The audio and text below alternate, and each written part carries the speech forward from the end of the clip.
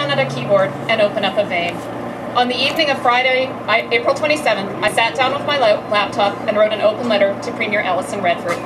I did so after learning that the 7th victim of the horrific accident on Highway 63 had died. A young woman I now know was named Faith. Learning that Faith had died had a tremendous impact on me, and so I sat down on my keyboard and I opened up a vein. Some of you have probably read that letter. Since I wrote it, almost 24,000 people from across this country have read that letter, and I've been overwhelmed by the response. I have received almost 300 comments and emails every day. The comments and emails have come from all corners of this country, and when they began to pour in, I realized that this issue, the safety of our lifeline to the world, goes far beyond our city limits. People from across the country express concern for the safety of their loved ones who live or work here and travel this highway.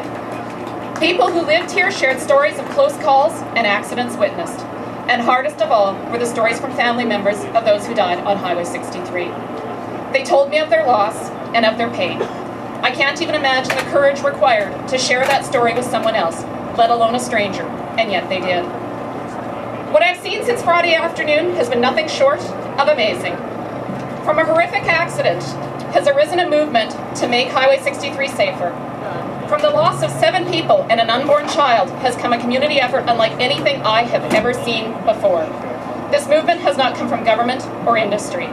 This movement came from individuals who have banded together in a common cause to end the loss of life on Highway 63.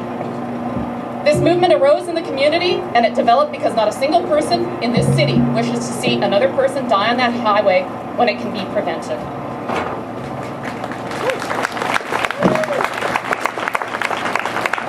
The loss of 7 people and 1 unborn child on Friday was horrific and impacted many of us deeply.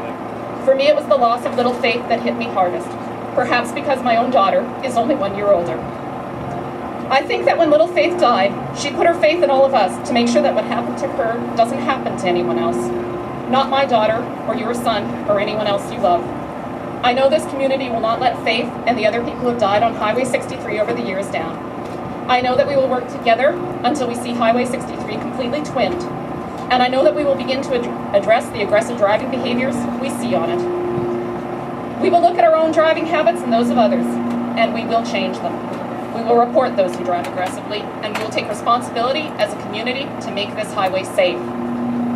We have been entrusted with a precious gift from little Faith and the others we have lost.